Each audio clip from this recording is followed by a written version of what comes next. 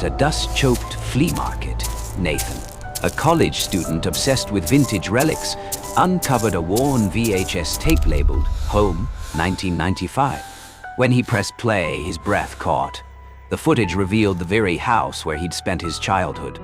At first, the scene seemed tender, familiar. Family birthdays, laughter, warm lights spilling across the kitchen table.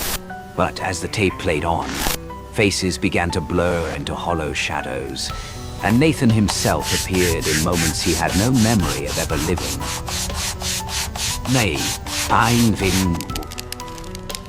Nathan had an unusual obsession, collecting obsolete electronics.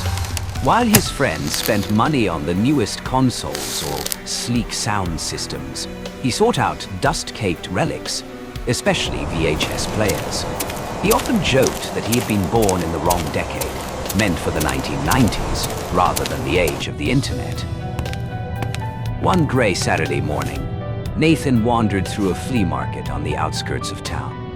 The sky hung heavy, the wind snapping tops against rusted poles, carrying with it the sour tang of metal and mildew.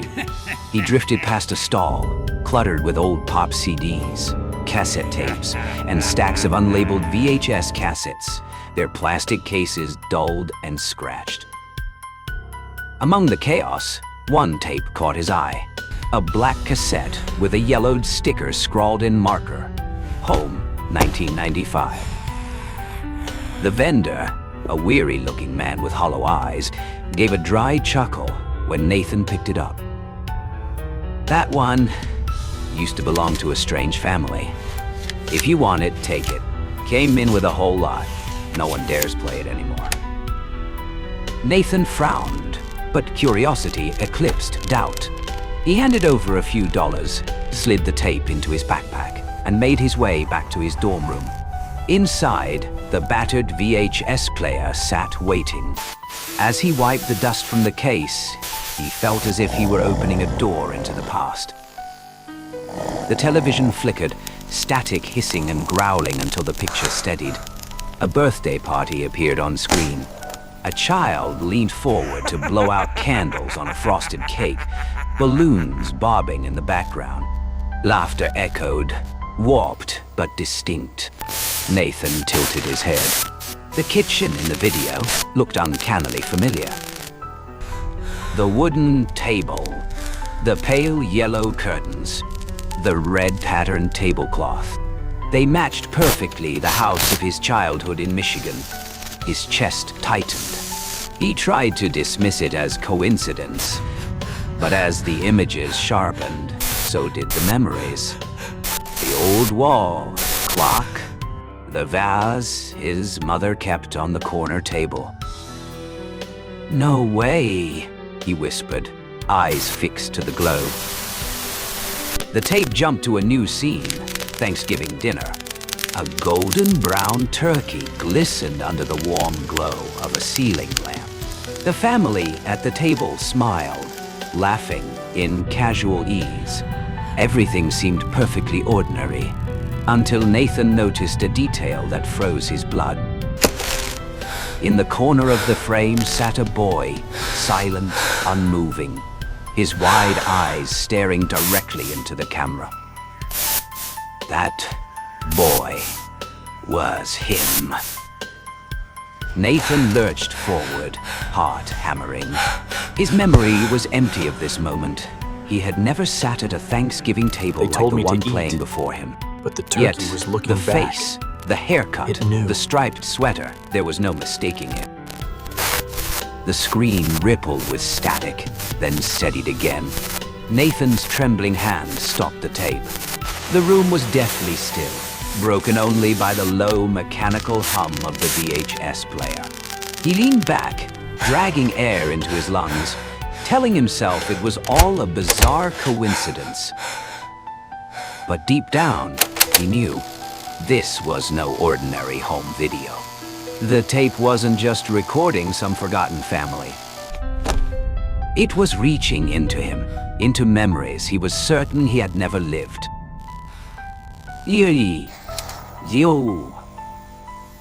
Nathan couldn't tear himself away from the tape. After the first night, he wrapped it up, shoved it deep into a drawer, and tried to forget. But by midnight, he lay restless, thoughts circling endlessly around the boy's face, his own face, caught forever on that grainy footage. Before dawn, unable to bear the pressure any longer, he snapped upright, slid the cassette into the machine, and pressed play. The black screen flickered, and a new scene bled through. The same house, but the light had changed, thicker, oppressive, as if shadows had swallowed the walls. The camera drifted across the dining table where the family gathered. Nathan's breath hitched. His parents were there, unmistakably, but their faces blurred into smudged darkness, smiles warped into grotesque curves, their eyes nothing but deep black hollows. A chill spread through his chest. In the frame, the boy, his younger double, still sat perfectly still, rigid and silent. The camera crept closer, inexorably zooming in. The boy's eyes locked forward, staring not at the lens, but through it. Nathan felt the shift instantly. He was no longer watching. He was being watched. His hand shot out, slamming the pause button. The image froze, the faceless family stiff as wax dolls. Yet sound still leaked from the speakers, thin, rasping whispers, looping again and again. Not laughter, not background noise. Words, barely audible, but there. Come back, stay home. Sweat stung Nathan's forehead. He jammed the stop button. The screen fell into blackness. Silence closed in, broken only by the low mechanical hum of the VHS spinning down. He sat frozen, heart battering his ribs as if it wanted out. Those blurred faces, those hollow eyes, those voices calling him back. None of it felt like the record of strangers. It was his, bound to him, as though the tape had reached into his past and twisted it into something unrecognizable. With shaking hands, Nathan flooded the room with light, yanked the tape from the player, and locked it in his desk drawer. Out of sight, out of reach. But even in darkness, with wood and metal between him and the cassette, he could feel it waiting. Patient, demanding. And it would not stop until he pressed play again.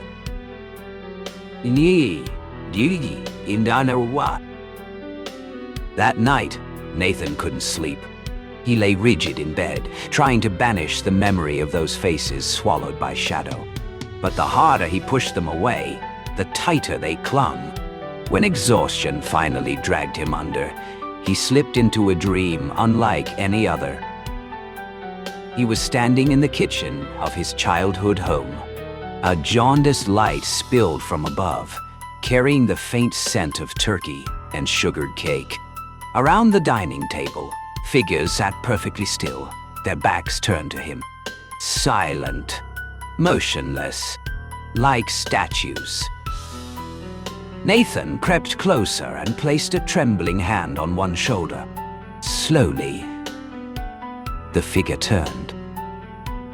There was no face, only a smooth, featureless void of black. He woke with a violent gasp, his back slick with cold sweat. But the sight that greeted him froze his heart. The dull glow of a television screen flickered across his dorm room walls. He was certain, absolutely certain, he hadn't turned it on. On the static screen, white noise danced and hissed. It can't play by itself, Nathan whispered. He sat up slowly. The picture sharpened. Not the childhood house this time, but his dorm room, his desk, his chair, even the tiny scratch on the wall captured with perfect accuracy. His blood turned to ice. In the center of the frame stood an empty chair, positioned directly before the television, the very chair Nathan had been sitting in earlier. The image shook slightly, as if a hand held the camera and filmed in real time. Nathan lunged for the lamp switch, flooding the room with light. But he was alone. Heart racing, he yanked the power cord from the wall. The television should have died. It didn't. The screen glowed on, unwavering. The room within the image remained identical. And then, in the frame, a figure appeared. It slumped into the empty chair. A blurred silhouette, head bowed, shoulders trembling with the rhythm of a muffled laugh. Nathan staggered back, colliding with the wall. He blinked just once, and the picture collapsed into darkness. Static filled the screen again. He didn't dare move closer. For the first time in his life, Nathan understood that the border between memory, dream, and waking reality no longer existed. The tape was no longer showing his world. It was rewriting it. Yes. Nathan couldn't say when he'd finally fallen asleep. When he opened his eyes, the clock read nearly 3 in the morning. The room was a heavy, suffocating dark. Then a sound cut through it. Click, click. Steady, mechanical, like a tape being rewound inside the player. His heart pounded. He turned slowly. The VHS machine, unplugged, powerless, was running itself. The red power light blinked. The cassette spun, scraping with a dry, grinding hiss. Instinct shoved him forward. He lunged to yank the tape free. The moment his fingers brushed the plastic, the TV flared to life. No static now. The screen showed his room, clear, still, unnervingly precise, as if an invisible camera were filming every corner in real time. From the edge of the frame, a gray, ink-smeared hand reached for the empty chair. Long, crooked fingers trembled, leaving black smears like spilled ink across the fabric. Nathan froze. Sweat rolled down his temple. He looked toward the real chair in the room, empty. On the screen, the black shape lowered itself into the seat. A gaunt figure slumped forward, dressed in threadbare clothing from another age, hair matted over half its face. Its head turned, slowly, with a deliberate, bone-slow motion, fixing its gaze straight into the camera. And Nathan understood. It was looking at him. A new sound began, a slow tap, tap, tap, as if someone were rapping a knuckle against the inside of the glass. The taps multiplied, quickening into a frantic staccato. Each knock made the screen tremble and warp, the glass seeming to strain as if about to shatter. Nathan backed away, legs trembling. The knocking grew louder, layered with a chorus of whispers, drawn out and pleading. Come back, come back. No longer buried in noise, but a single, unmistakable command. He screamed, lunged for the outlet, yanking cords free, tearing cables from sockets. The room should have gone dark. It didn't. The television burned on. The silhouette remained, seated, smiling with a mouth split open in a grin. From the screen, a black blood began to seep, thick and glossy, trailing down the glass and pooling onto the floor of his room. Nathan collapsed backward, the world tilting. He felt trapped inside a door being forced open from both sides, one leading to everything he knew, the other to the warped memories the tape fed. That door was opening wider, and it was hungry for him.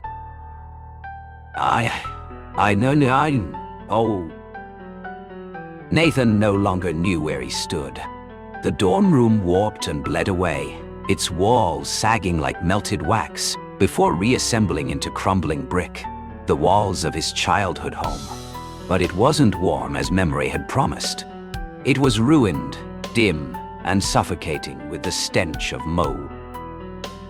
In front of him sat the old television, its screen blazing white.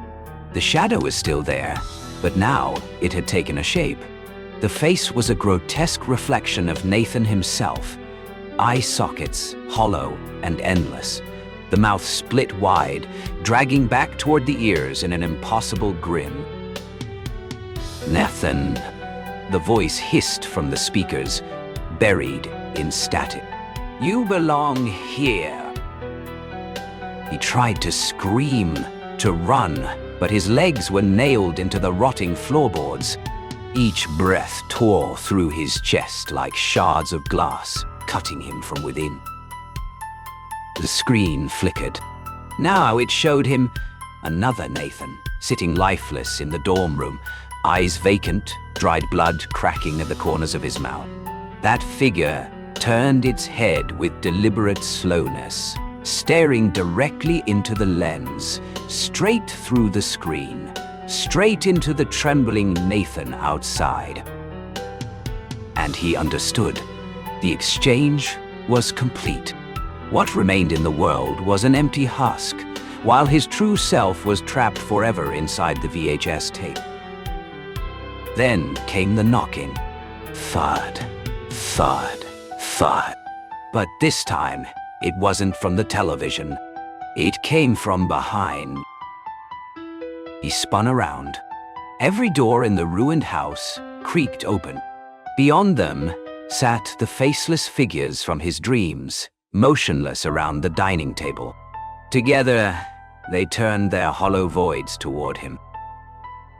In that final collapsing moment, their mouths opened, and from their throats poured his own voice, cold, inescapable.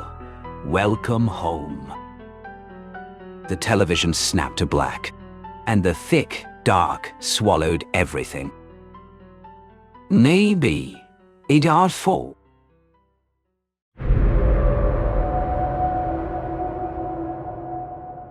Highway 666, the road renamed, yet the curse never left. In the endless desert night, trucks and cars vanished without a trace. Whispers speak of the hells chasing lost souls, and radios carrying the cries of the dead. Frank Harlow was no stranger to the dark. 30 years behind the wheel of an interstate rig had taught him how silence on the midnight highway could twist a man's thoughts out of shape. But tonight felt different.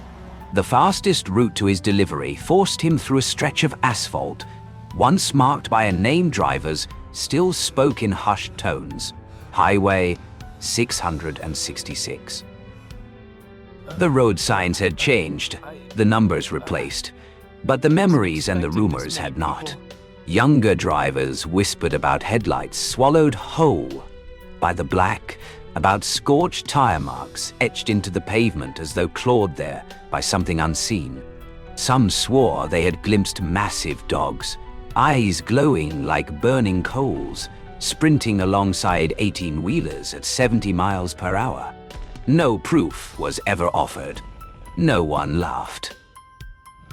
That night, Frank pulled out of a rest stop just shy of midnight. His cab reeked of cigarettes and stale coffee. He flicked on the radio. Only static and garbled whispers met him. With a sigh, he switched it off, leaving nothing but the steady growl of the engine and the hiss of desert wind across the windshield. The highway stretched straight and merciless, desert shadows spreading on either side. An ocean of black with no light save for his twin yellowed beams cutting ahead. Frank sipped his coffee, his eyes darting to the rearview mirror. Empty. Yet the weight of being followed clung to him, pressing harder with every mile. A memory surfaced. Years ago, a fellow driver had vanished on this very stretch. His truck was found abandoned on the shoulder, the cab torn to pieces. Inside, nothing. No blood. No body. Just claw marks raked deep into the asphalt, trailing off into the sand. Frank shook the image away, but the deeper he drove, the heavier the air seemed, as though something unseen pressed against the glass. His headlights barely pierced a few yards ahead before the night devoured them whole. He eased back on the throttle and lit another cigarette. Through the thin veil of smoke, something flickered on the shoulder ahead, 2 faint red glows. They flashed, vanished, then returned. Eyes. Aye. Frank blinked hard, his heart pounding. He pressed his foot down. The speedometer climbed, the engine howled. Still, in the corner of his vision, those 2 red lights lingered, keeping pace with effortless calm. His hands locked white-knuckled on the wheel. Highway 666, renamed or not, had never needed a sign to mark its territory. Some places don't need names to haunt you. And Frank knew with every mile he pushed deeper that he had driven straight into its heart. Numin. Dalgrau. The clock read just past 1:00 a.m. Frank had driven more than 40 miles without passing a single pair of headlights. The desert silence seemed to swallow even the roar of his engine. He switched the radio back on, anything to drown the feeling that he was drifting into some endless black pit. At first it was only static, the familiar hiss and crackle. He reached for the dial to shut it off when something slid into the noise, a guttural growl, low and predatory, like an animal stalking unseen in the brush. Frowning, Frank twisted the tuner. The frequencies shifted, but the sound remained. Worse, it blended with something else, a voice. Help me. Frank froze. The words were faint, distorted, buried under layers of static, but unmistakable. He leaned closer to the radio, disbelieving. Then the cabin filled with overlapping cries, screams calling out names, the shriek of brakes locking, the crunch of metal twisting on impact. The truck seemed to vibrate in sympathy with the sounds. Frank gripped the wheel tighter, eyes darting to the rearview mirror. For the briefest flash, he caught it, something slipping through the edge of his taillights. 4 legs, a stretched body, eyes burning red. When he looked again, the road was empty. The radio wailed with one long, piercing note, then fell silent. Frank inhaled sharply, palms damp with sweat. The old stories clawed at his mind. Drivers who swore their radios had come alive before the crash, replaying their own voices, pleading, screaming, begging. His headlights flickered. Along the right shoulder, a few dozen yards away, 2 shapes loped beside his rig. Not dogs. Not anything he had words for. Their backs rose as high as the cab's windows, their fur bristling black and gray, eyes glowing like coals whipped by wind. Frank slammed his foot down. The speedometer climbed, the wheels screamed against the asphalt, sparks bursting in his mirrors. But the shadows never fell behind. They held their distance, pacing him with effortless precision, as if toying with him. Then the radio snapped on again. A new voice emerged, rasping, frantic, gasping for breath. They're coming. They won't stop. Frank's stomach turned to ice. He knew the voice. It was his own. The cab grew colder, desert air outside forgotten, replaced by a chill that cut to the bone. Frank's eyes locked on the endless stretch of blacktop, but his heart understood the truth. He was no longer alone on Highway 666. Ma. The clock ticked past 1 in the morning. The highway ahead devoured his headlights whole. No gas stations, no signs, no other travelers. Frank felt as though he were driving inside a loop with no exit, a stretch of road repeating itself forever. The engine's steady growl was no longer the loudest sound in the cab. From the radio came a storm of voices. Pleas for help layered over the shriek of brakes, the crunch of tearing metal, and beneath it all, a guttural growl that crawled under his skin. This time, Frank didn't reach for the dial. He knew the truth. The radio would come alive whether he wanted it to or not. In the rearview mirror, the darkness stretched, unbroken. Then, a spark of red. Eyes, another pair, and another. Within seconds, the blackness behind him glowed like a pit of embers. An entire pack was following, silent, relentless, hungry. Frank yammed his foot down. The speedometer broke past 80. The truck shuddered violently, tires screaming against the asphalt. Still, the pack did not fall behind. They fanned out on either side, massive bodies keeping pace with impossible speed. Long tongues lolled from gaping jaws, teeth flashing white and wet in the glare of his lights. One lunged. Its claws scraped the steel door with a screech that tore through Frank's skull, leaving deep gouges that glistened like open wounds. He gritted his teeth, wrestling to steady the rig. One wrong slip and the 18-wheeler would become his coffin of steel. The radio erupted again, this time with laughter. A harsh, rasping laugh, like it rose from a throat scorched in fire. Between the bursts of static and mirth, Frank heard his name, whispered, and then shouted, over and over, each time closer. His heartbeat hammered against his ribs. Sweat poured down his neck, soaking his collar. He kept his eyes locked forward, refusing to look at the glowing eyes swarming beside him.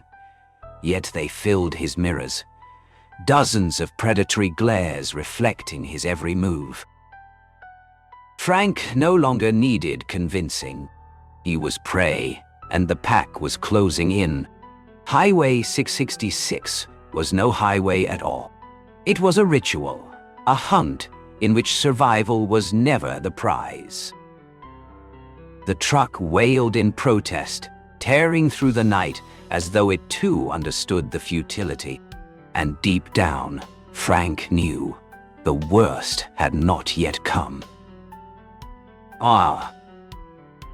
The chase twisted into nightmare. Frank crushed the accelerator so hard his foot trembled, yet the needle crawled forward sluggishly, as though an unseen hand were dragging the truck backward. On either side, the hellhounds skimmed the tires, claws sparking fire as they raked the asphalt. One leapt, latching onto the side of the cab, its jaws sinking into the steel as if it were paper. Frank jerked the wheel, the rig lurching violently. The beast fell away, but another replaced it instantly. Their snarls and screeches rose like a chorus, blending with the engine's tortured roar, a sound on the brink of tearing itself apart. The headlights flickered, then died. Darkness swallowed him whole. From the radio came not cries for help, but the cacophony of catastrophe. Metal folding in on itself, brakes shrieking, voices cut short in mid-scream. Frank knew every sound, every detail. They were the same noises from years ago, the night his co-workers vanished without a trace. The cab grew icy. The rearview mirror no longer reflected the road, but shimmered with a raw, blood-red glow, like flames seen through smoke. Within it, warped faces surfaced, melted, disfigured, mouths stretched open in silent screams. Frank's heart pounded violently. His grip on the wheel tore skin, blood smearing the leather. He dared not blink. Suddenly, the highway ahead erupted into light, splitting open with jagged fissures, molten seams blazing like rivers of lava. Tires tore across the cracked surface, smoke and the stench of burning rubber flooding into the cab. The pack howled in unison, a dreadful symphony that shook the desert sky. In that instant, Frank understood he was no longer driving on Earth. The highway had transformed into a vein of living fire, dragging him into its heart. The radio broke once more, its voice low and desiccated, as though the road itself had spoken. "You have arrived." Frank screamed, but his cry was devoured, swallowed by the engine's roar and the unending howl of the hounds that echoed across the wasteland. "Nine, I." The sky grayed with the promise of dawn, but along that stretch of highway, the light never reached. As the first pale rays broke, a husband and wife pulled their car over, unsettled by the acrid stench of something burnt still hanging in the air. In the emptiness of the road lay a scar, the asphalt scorched black, twisted into a jagged streak that seemed to writhe across the pavement. Torn shreds of rubber clung to the shoulder, a few warped fragments of steel glimmered faintly. But nothing else. No oil slick, no blood, no wreckage, only silence. The husband muttered about a truck fire in the night, but his wife shook her head, her gaze fixed on something stranger. The black scar did not fade. It spread, pulsing outward like veins beneath the skin of the highway, seeping deeper into the asphalt as though alive. From the horizon, the wind stirred, carrying not the sound of traffic nor the whisper of desert sand, but a murmur. Low, ragged whispers. Dozens of throats rasping the name of someone unseen. The wife's pulse hammered as she rolled the windows shut, while her husband started the engine, desperate to escape. Their radio crackled, country music shattering into static. A hoarse, frantic voice cut through. "They are coming. Run!" The wife froze. She knew that voice. It was not a stranger's. It was Frank Harlow, the trucker who had vanished on this highway years ago, now echoing back from the darkness. The couple sped away, leaving the ashen scar smoldering in their wake. Behind them, Highway 666 swallowed every trace, as though nothing had ever happened. Yet in the shadows, the red eyes stirred again, waiting to fasten themselves to the wheels of whoever dared wander next. The highway does not end. It only waits. Naha.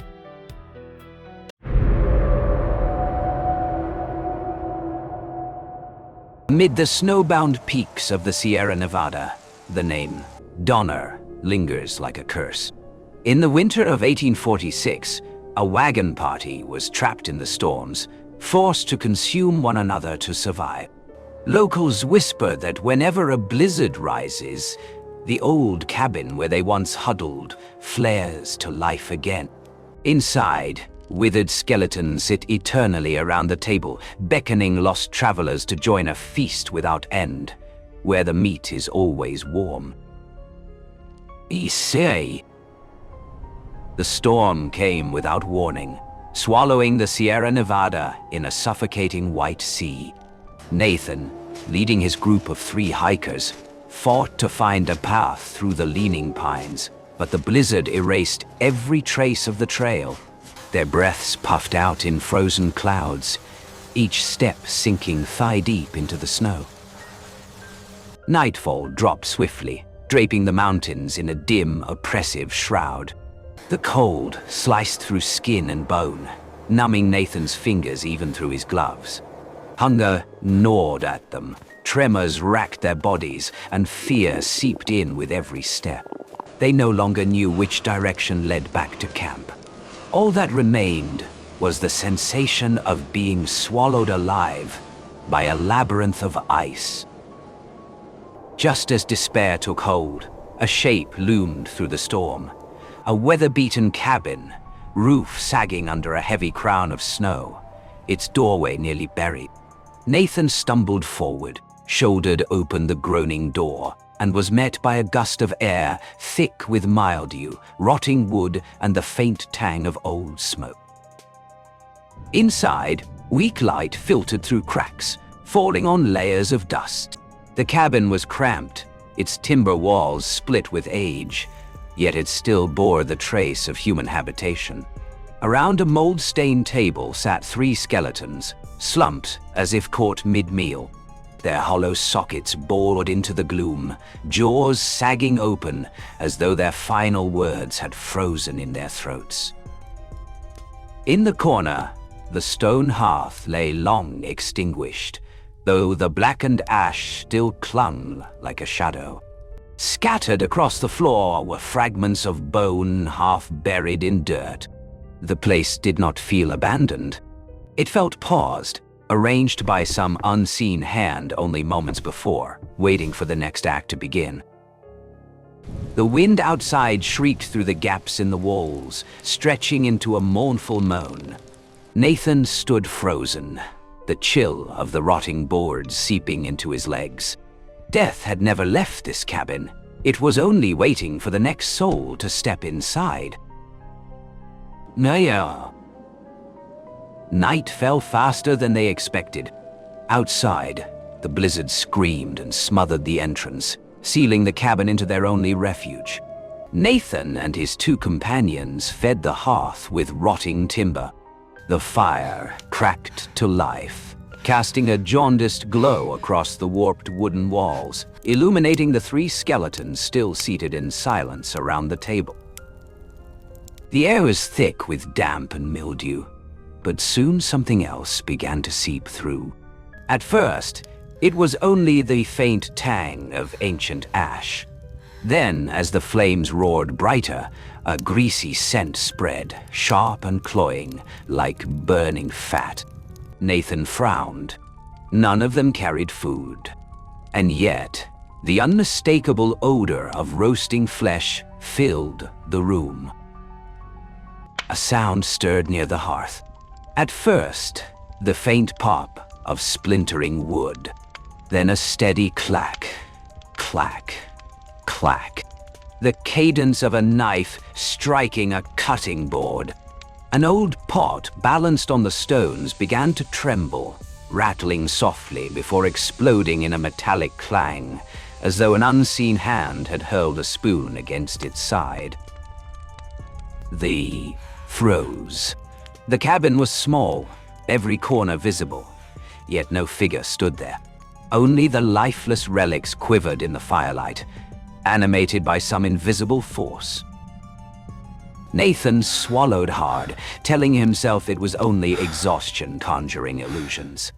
But then the pot's lid snapped open, revealing ash gone cold, and within it, charred fragments of bone.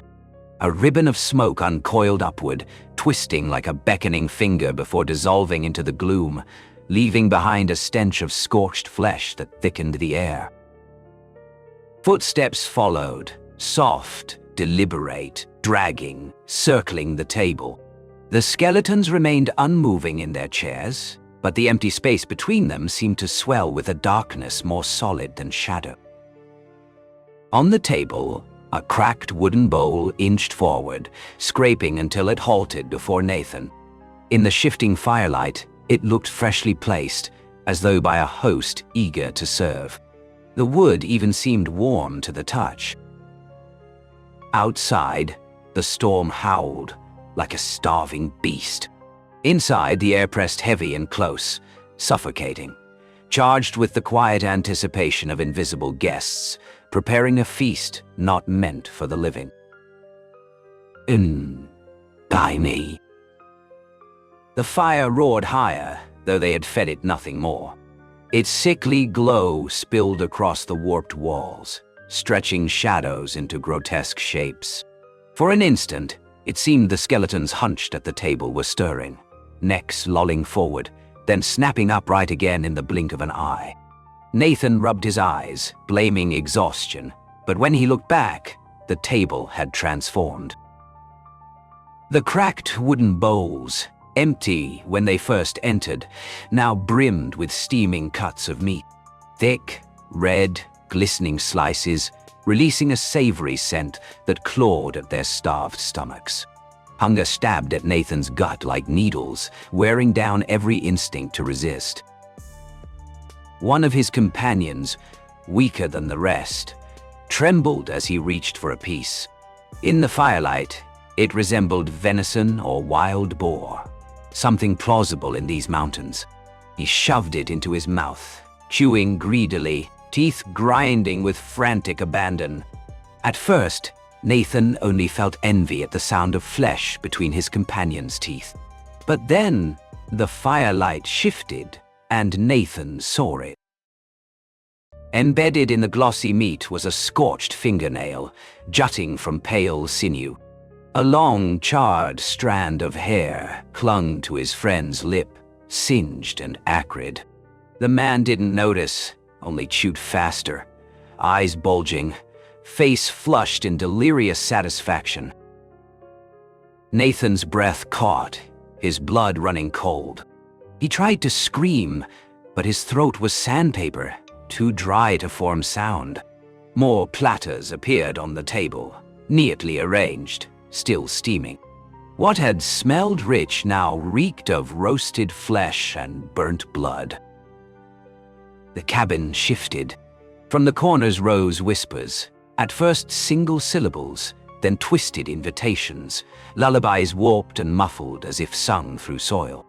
Each murmur raised the hair on Nathan's skin, as though the rotten floor itself was pleading. And then came another sound, the wail of a child. Thin, relentless, muffled as though it seeped up from beneath the boards. The air turned brittle with cold. Nathan looked back, and his heart froze. One of the skeletons had moved. Its skull, once slumped, was now lifted, eyeless hollows fixed on him. Its jaw worked soundlessly, yet its rhythm matched the whispers surrounding them. The chair groaned under its shifting weight, as if it prepared to rise. The second friend collapsed into sobs, clutching his head, babbling nonsense. His gaze flicked from the food to the bone figures, and then, in a frenzy, he lunged at the table.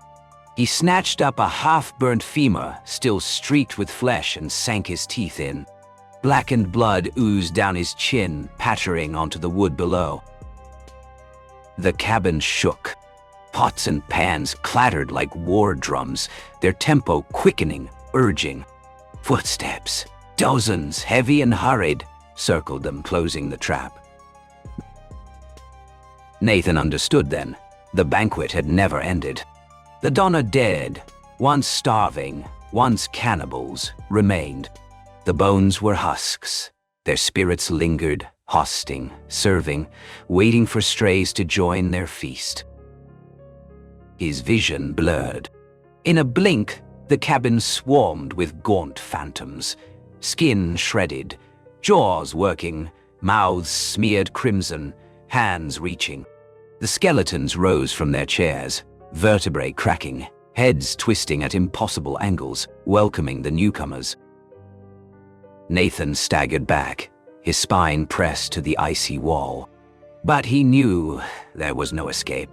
The cabin's door was gone, swallowed by the dark. Only the fire remained, burning bright and red, lighting the endless feast of the starving dead who hammered their rhythm, calling him to the table. The cabin was no longer a refuge. It had become a living banquet hall. Fire roared in the hearth, casting the walls in a frenzy of dancing shadows, shapes of shredded bodies swaying and gnawing, though in truth only 3 living men remained. Yet, to Nathan, the room was overflowing with guests. Invisible diners leaned close to their feast, every eyeless stare fixed upon him. The first companion, the one who had eaten first, slumped over the table, his shoulders jerking in violent spasms. His spine jutted sharp against his skin as ragged flesh tore open, exposing the raw meat beneath.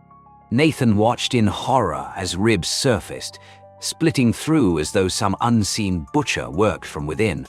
But no blood spilled, only the choking perfume of fat sizzling on coals, sweet and rancid, filling every breath.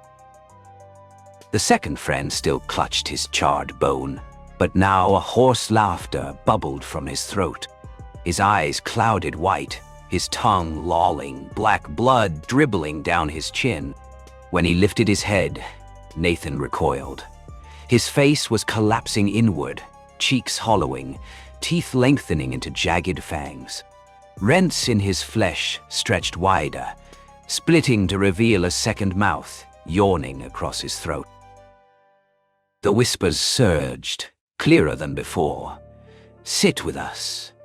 Eat with us. Hungry? Lost one?